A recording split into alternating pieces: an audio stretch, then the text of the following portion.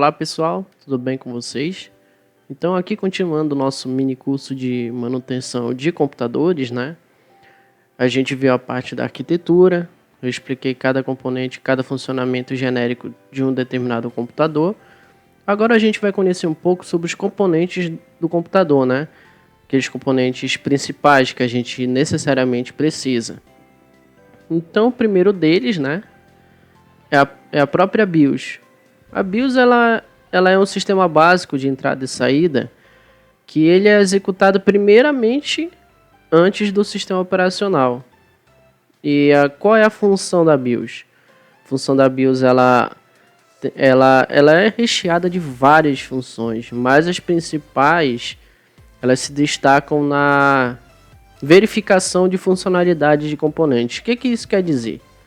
A BIOS ela verifica se está tudo funcionando direitinho para poder o computador startar. Então ela verifica se os periféricos estão funcionando, se a memória RAM está funcionando, se a CPU está funcionando.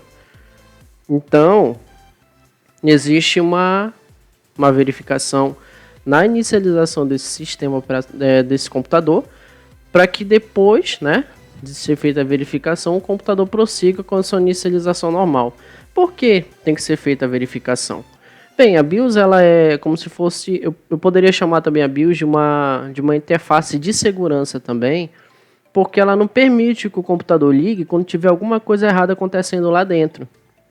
Se tiver alguma memória RAM mal plugada, se tiver um processador mal encaixado, se em alguns casos também o computador ele não liga por causa de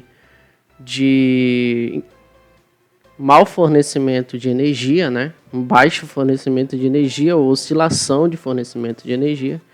Então a BIOS ela também vai te precaver em relação a isso, em alguns casos, outros não, né? Então a gente tem que perceber que a BIOS em si, ela verifica tudo antes que o computador ligue, né?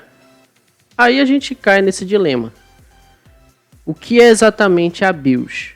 Como eu falei, é um sistema de entrada e saída básico. Digamos que é um sistema operacional muito primitivo, que você consegue também ter uma interação com o computador, mas ele é mais voltado para configuração do que para usabilidade em si. Pela BIOS você consegue determinar qual é a unidade de disco que o seu computador vai ler primeiro. Pela BIOS você consegue determinar se o seu computador pode iniciar ou não pela rede, se o seu computador pode iniciar ou não por um pendrive, por um CD, por um HD. Você vai determinar também na sua BIOS, verificar na BIOS algumas informações de sistema, com memória inserida, verificar se ele reconheceu a memória inserida, a questão de temperatura, questão de hora. Então é um mini sistema básico que você vai interagir com o computador mais para caráter de configuração. E a BIOS também ela tem uma importância, porque assim, ela vai, né, te propiciar essas, digamos assim, configurações, mas também ela tem uma importância para fazer a gerência do funcionamento da máquina em si. Tem coisas que o sistema operacional ele não gerencia, quem gerencia é a BIOS, né? Questão de controle de temperatura. Tipo, tem algum caso que o teu computador desliga sozinho, né? Do nada, puf, desliga sozinho. Desligou sozinho, superaquecimento às vezes também, ou pode ser problema de memória. Problema de memória ele também pode causar um travamento, né? Que não é proveniente do sistema operacional. Então tem vezes que o teu computador do nada ele reinicia. Então, para esses tipos de casos, né? A BIOS deve estar te avisando, tem alguma coisa de errada com a tua máquina, ou tem algum componente da tua máquina que está com problema, ou está aquecendo muito. E outros detalhes que o sistema operacional ele consegue gerenciar, mas a BIOS ela às vezes assume esse papel, ou quase sempre ela assume esse papel. Então aqui a gente tem mais ou menos uma ideia do que acontece, né? Então o que aparece aqui na minha frente é um computador quando ele é ligado. Alguns computadores mais novos, né? Eles aparecem o logotipo da marca lá e fica carregando o Windows 10. mas outros computadores aparecem uma tela parecida com essa daqui, né? Aqui é só um exemplo, mas enquanto isso aqui está aparecendo na minha frente, né, na frente de vocês aí também, o computador já fez todos esses procedimentos de verificação, a BIOS. Ela já verificou se a memória está ok, se a CPU está ok, né? E agora ela vai fazer a verificação, detecção dos periféricos, né? E vai dar início ao procedimento de boot, né? Então aqui é um claro exemplo do que está acontecendo. Ele está detectando o armazenamento primário, né?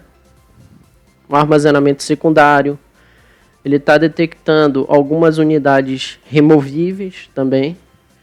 Então aqui ele detecta e depois ele vê qual unidade removível ele foi configurado para iniciar primeiro. E se lá dentro daquela unidade removível tiver um sistema operacional ou algo que se comporte como sistema operacional, até o próprio instalador do sistema operacional se comporta como sistema operacional.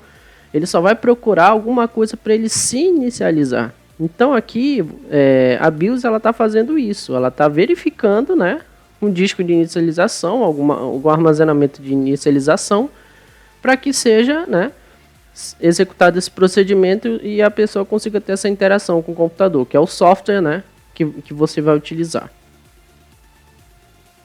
Então aqui a gente poderia exaltar algumas coisas muito importantes. Quando você liga o seu computador, a BIOS ela vai fazer uma série de coisas. A sequência normal é essa. Ele vai verificar a configuração para os ajustes personalizados, aquela questão que eu falei logo anteriormente. Vai verificar como ela está configurada. Vai carregar os manipuladores, né, de interrupção, que ele vai ler para ver se a tensão está passando corretamente, se a placa está sendo bem energizada, se tem algum componente ali com problema, alguma coisa assim importante com problema. Depois disso ele vai fazer o autoteste de energia para verificar se a energia está chegando bem. Depois ele vai exibir as configurações do sistema, que é a tela, né? E isso, através dos manipuladores de interrupção, acionadores de dispositivos e registradores e gerenciamento de energia, também está incluída a questão do processador e da memória. Ele vai fazer essa verificação desses componentes vitais, se estão funcionando bem ou não, para poder iniciar o computador. Vocês conseguem observar que existem casos que o computador, você liga o computador, mas não aparece nada na tela, não aparece nada no teclado, não liga. Ele só fica ali ligado, vegetando, mas não acontece nada. Por quê? Porque deve estar com problema ou no processador ou na memória. Ou o próprio componente da placa-mãe deve estar com algum tipo de problema. Perfeito? Então aqui, né, você consegue observar que também ele determina quais os dispositivos são inicializáveis. Ele vai ler todos os dispositivos e verificar. Eu posso iniciar por você? Você dizer pode. Então beleza, eu vou deixar listado para que a pessoa que está me configurando permita que ela consiga ver esses dispositivos aqui e eu inicio por você também. Aí começa a sequência de inicialização, né, que a gente mais conhece. O boot.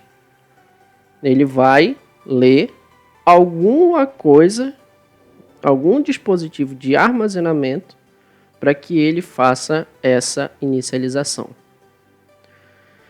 Então aqui a gente consegue observar os componentes, né, do computador. Aqui vocês conseguem observar o monitor, é onde a gente consegue ver tudo o que é questão visual na máquina. Ele utiliza textos, gráficos, né? É tipo assim, é a interação visual que você tem com a máquina, como você está tendo agora assistindo esse vídeo. Mouse, que é um periférico de entrada, vai permitir com que você também interaja com o computador. A gente está falando aqui de periférico de entrada, né, que é o mouse, e o periférico de saída, que é o monitor. Teclado, periférico de entrada também. Você vai inserir comandos, vai fazer a mesma função praticamente do mouse, né? Mas aqui o teclado ele tem uma função de entrada mais, além de permitir que você selecione elementos gráficos na tela, você pode digitar textos, você pode inserir comandos, você pode fazer muitas coisas utilizando o teclado. A placa-mãe, a gente já vai passando agora para os componentes internos. A gente consegue observar que a placa-mãe ela é como se fosse um cérebro. Digamos que a placa-mãe é o cérebro e o esqueleto do computador. Cérebro, esqueleto. E fazendo uma analogia um pouco com a biologia, a placa-mãe ela é o cérebro, ela compõe os nervos e ela compõe o vaso sanguíneo, né? Fazendo uma analogia à questão biológica da coisa. A fonte que vai fornecer energia para essa placa, né? Você consegue observar uma fonte sendo montada. A memória RAM, como eu falei, é uma memória de armazenamento volátil que vai estar armazenando o que está acontecendo em tempo real, né? No computador, se está executando o programa, alguns arquivos, alguns dados dele vão para essa memória RAM para que eles sejam lidos, né? Enquanto eles estão sendo executados.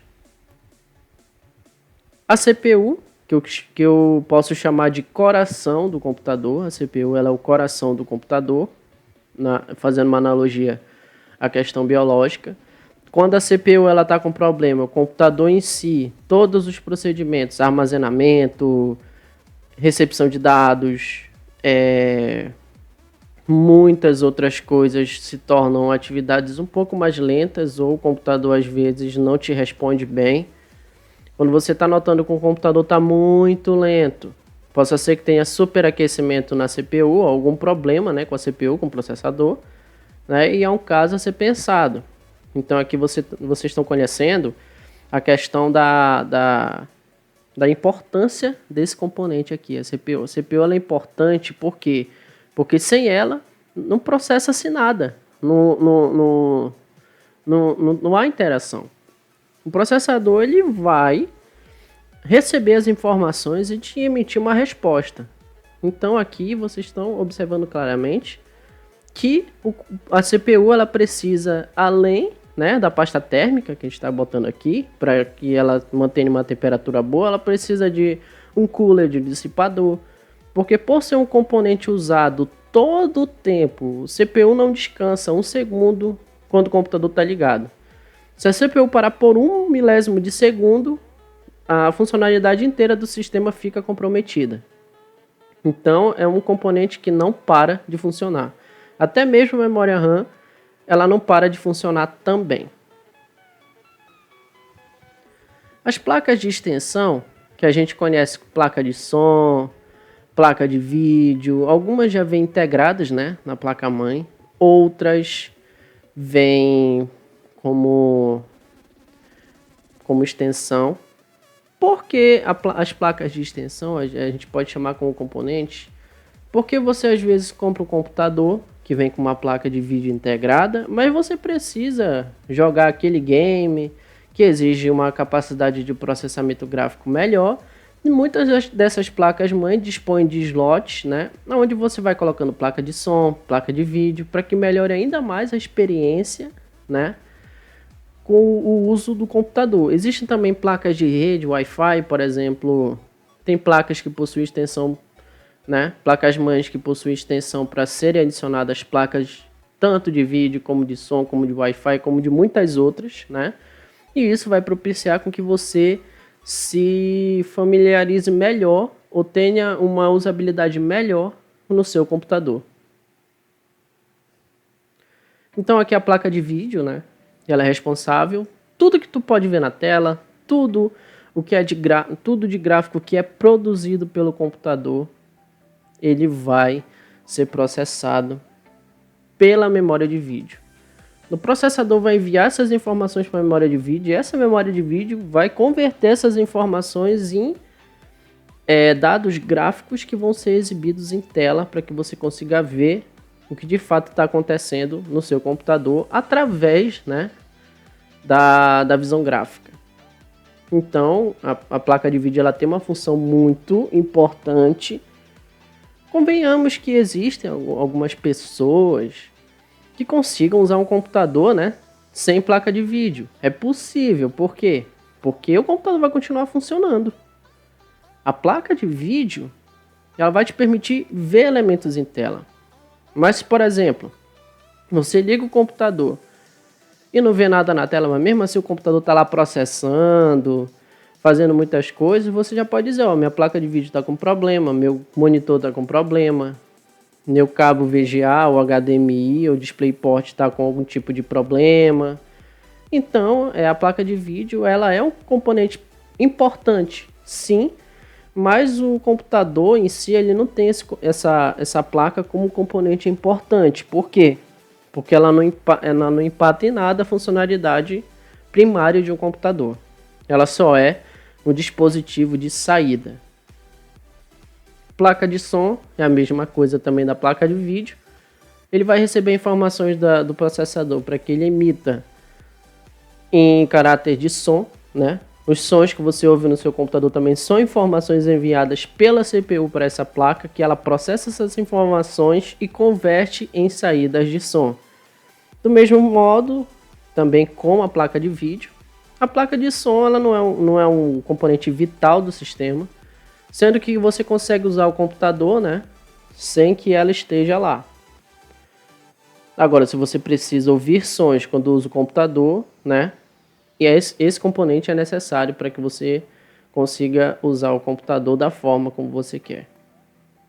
Placa de rede tem sua importância muito grande, né? Hoje em dia, porque a gente precisa usar a internet.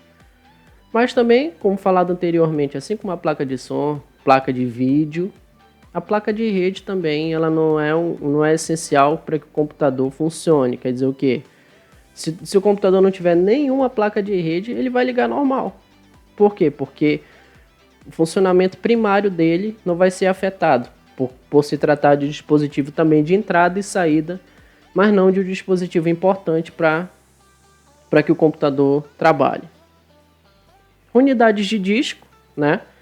São também componentes importantes, né, no funcionamento do computador, é óbvio, porque através dele você vai conseguir utilizar sistemas operacionais, mas isso não mas a falha nesses discos, nesses componentes, eles não vão impedir que o computador ligue. Não vão impedir que o computador ligue, que o computador inicie. A BIOS ela só vai acusar lá que não existe nenhuma unidade de boot ou uma unidade de armazenamento que você consiga usar o computador. Não existem sistemas operacionais. A única mensagem que a BIOS vai te avisar é isso. Mas o seu computador vai ligar, você vai conseguir mexer na BIOS tudo certinho, fazer as configurações direitinho, né? A unidade de disco ela é um componente sim vital, mas ele não vai impedir que o computador não ligue, né? Ele não vai impedir que o computador ligue se ele não estiver presente ou se ele estiver com defeito. Conectores SATA, né? Conectores de SATA ID. São conectores, né? O ID ele já é um padrão um pouco mais antigo, mas vocês vão encontrar em computadores esse padrão ainda, né? E o SATA ele é mais atual e existem várias variações do SATA, né? Mas esses conectores têm uma função principal de estabelecer a conexão do computador com qualquer unidade de disco ou unidade de armazenamento do computador com a placa-mãe. Dependendo do tipo de cabo de conexão usada, né? Tanto da velocidade do processador, como a velocidade de leitura do armazenamento, ou também a velocidade de taxa de transferência dos dois cabos, né? Dependendo desses fatores, você pode ou não ter uma resposta rápida ou lenta de um computador. O ID, por ser um padrão mais antigo, a taxa de transferência dele é muito lenta, né? E o SATA, por ser um padrão mais novo e ter as suas variações, ela é, né, sem dúvida nenhuma, muito mais rápida que o ID, né? E sendo usada em grande maioria dos computadores de hoje em dia.